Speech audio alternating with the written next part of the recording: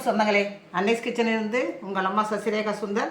இன்றைக்கி நம்ம கிச்சனில் பார்த்தீங்கன்னா கோதுமை மாவு வச்சு தான் நான் தோசை செஞ்சு காட்ட போகிறேன். அதுக்கு என்னென்ன பொருள் வச்சுருக்கேன்னு பார்க்கலாம் வாங்க. 300 கிராம் அளவுக்கு கோதுமை மாவு எடுத்து வச்சுருக்கேன். 2 டேபிள் ஸ்பூன் அரிசி மாவு, 1 டேபிள் ஸ்பூன் கடலை மாவு. இந்த கடலை மாவெல்லாம் சேர்க்கும் போது டேஸ்ட்டு சூப்பராக இருக்கும். பார்த்தீங்கன்னாக்கா இந்த தோசை 2 மீடியம் சைஸ் வெங்காயம் கட் பண்ணி வச்சுருக்கேன். தாளிக்கிறதுக்கு 1/2 டீஸ்பூன் கடுகு, 1 டீஸ்பூன் உளுந்து, 3 காஞ்ச மிளகா சின்னதாக கட் பண்ணி வச்சுருக்கேன், 1/2 டீஸ்பூன் ஜீரகம். மொத்த பொருள் இது தான். இப்போ நான் மாவை கரைச்சி காட்டுறேன்.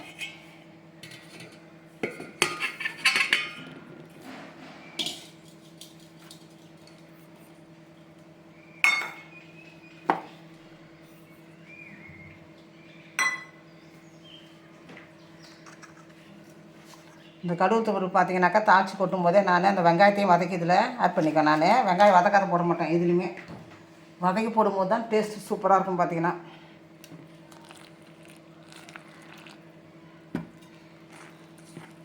கோதுமை கூட நம்ம கடலை மாவு சேர்க்கும் போது டேஸ்ட்டே சூப்பராக இருக்கும். அரிசி மாவு சேர்க்கறது பண்ணால் கிறிஸ்பியாக இருக்கிறதுக்கோசம் தான் நம்ம அரிசி மாவு சேர்க்குறது. மற்றபடி பார்த்திங்கன்னா கடலை மாவு நம்ம சேர்க்கறது டேஸ்ட்டுக்கு தான்.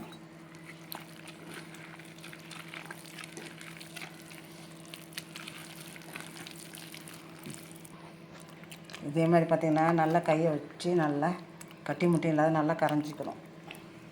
நல்லா தண்ணியாகவே கரைக்கலாம். ரொம்ப திக்காக இருந்தால் தோசை பார்த்திங்கன்னா மொத்தமாக வரும். நல்லா தண்ணியாகவே கரைச்சிக்கலாம். இந்த அளவுக்கு நல்லா தண்ணியாக கரைச்சிக்கலாம். கோதுமை பார்த்திங்கன்னா கரைச்சி வச்சுட்டோம். இப்போ தாளிக்க வேண்டியதான். தாளித்து இதெல்லாம் ஆட் பண்ண வேண்டியதான். அடுப்பத்தாச்சாச்சு. அதுமாதிரி நம்ம பாத்திரம் வச்சுட்டோம். அதில் தாளிக்கிறதுக்கு கொஞ்சமாக நம்ம எண்ணெய் சேர்த்துவோம். இதில் பார்த்தீங்கன்னா கடுகு தூளுப்பெல்லாம் தாளித்து வெங்காயத்தை வதக்கிறதுக்கு ஒன்று தான்.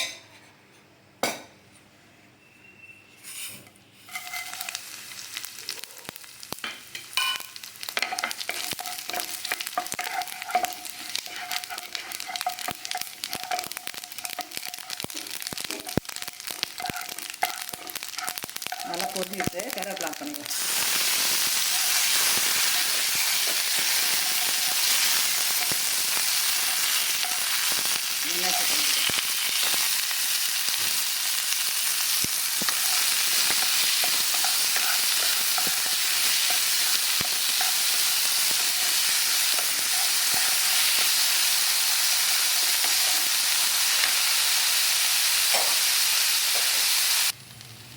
வெங்காயம் நல்லா வதங்கிடுது. ஒரு 5 நிமிஷம் ஆற வச்சு தான் நம்ம மாவில் கலக்கணும். சூடாக கலந்தோம் வச்சுக்கோங்க, மாவு விட்டே கட்டி முட்டி ஆகிடும். ஒரு 5 நிமிஷம் ஆற விட்டு மாவில் கலக்கணும். 2 டேபிள் ஸ்பூன் பொட்டுக்கடல, 2 டேபிள் ஸ்பூன் பார்த்திங்கன்னா வறுத்த வேர்க்கடல, ஒரு 3 காஞ்ச மிளகா, அது தேவையான அளவுக்கு சட்னிக்கு உப்பு, கொஞ்சமாக தேங்காய் எடுத்து வச்சுருக்கேன். இதை ஆட் பண்ணி பார்த்திங்கனாக்கா சட்னி அரைச்சி எடுத்து வந்துடுறேன். நான் நல்லா ஆயிடுச்சு வெங்காயம். இப்போ இந்த மாவில் நம்ம ஆட் பண்ணிக்கலாம்.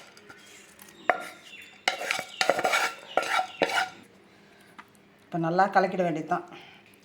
ஒரு 5 நிமிஷம் ஆறுனது தான். இந்த மாதிரி கலக்கினா மாவு கட்டி முட்டி ஆகாத இருக்கும். பார்த்தீங்கன்னாக்கா இப்போ இதே லெவல் வந்துட்டு உப்புலாம் பார்த்துக்கோங்க. உப்பு எப்படி சரியாக இருக்கான்னு பார்த்துக்கிட்டு தோசை ஊற்ற வேண்டியது தான். தோசைகள் நல்லா காஞ்சிச்சு. இப்போ நம்ம கொஞ்சம் கொஞ்சமாக ஊற்றி தோசை எடுத்துக்க வேண்டியது தான்.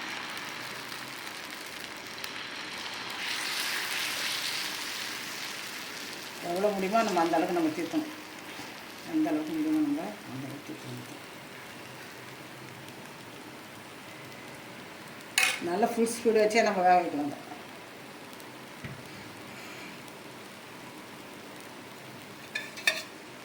எண்ணெய் கொஞ்சம் தாராளமாக ஊற்றி வேண்டியதான். தோசை அப்போ தான் டேஸ்ட் நல்லா இருக்கும். பார்த்தீங்கன்னா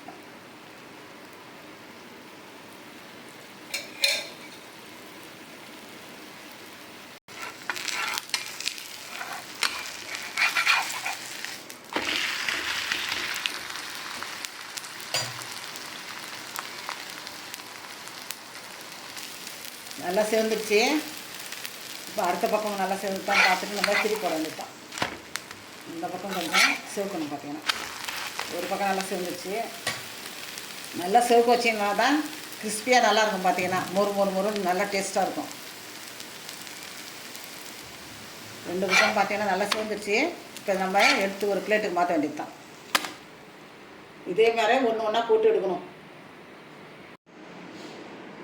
நம்ம அன்னைஸ் கிச்சனில் பார்த்தீங்கன்னா இன்றைக்கி சூப்பராக நான் கோதுமை மாவு வச்சு தான் தோசை சுட்டு காட்டிட்டேன். இது பிரேக்ஃபாஸ்ட்டுக்கு வச்சுக்கோங்க நீங்கள் இதே மாதிரி செஞ்சு. நான் எந்தெந்த அளவில் நான் சாமான்லாம் போட்டேனோ அதே மாதிரி கடலை மாவு, அரிசி மாவு, கோதுமை மாவு இதெல்லாம் பார்த்தீங்கன்னாக்கா அதே அளவில் போட்டு செஞ்சிங்கன்னா சூப்பர் டேஸ்ட்டாக வரும். இது ரொம்ப கோதுமை மாவு உடம்புக்கு ஆரோக்கியமானது. சுகர் இருக்கவங்களுக்கு கூட நல்லாவும் சொல்கிறாங்க. அதனால் நீங்கள் அடிக்கடி இதை மாதிரி செஞ்சு பாருங்கள். இந்த மாதிரி தாளித்து நீங்கள் செய்யும்போது வீட்டில் இருக்கவங்களாம் ரொம்ப விரும்பி சாப்பிடுவாங்க. பார்த்தீங்கன்னாக்கா எல்லாருக்கும் ரொம்ப பிடிக்கும். இதே மாதிரி கொஞ்சமாக பொட்டுக்கடலையும் வேர்க்கடலையும் வச்சு கொஞ்சமாக சட்னி அரைச்சிக்கு அது தொட்டுக்க கொடுத்துட்டிங்கன்னா இன்னும் அருமையாக இருக்கும். 2 சாப்பிட்றவங்க கூட 3 தோசை சாப்பிட்றாங்க. செஞ்சு பார்த்துட்டு எனக்கு கமெண்ட்ஸில் சொல்லுங்கள். லைக் பண்ணுங்கள், ஷேர் பண்ணுங்கள், கமெண்ட் பண்ணுங்கள். மறக்காமல் என்னுடைய அன்னஸ் கிச்சனுக்கு சப்ஸ்கிரைப் பண்ணுங்கள். தேங்க்யூ.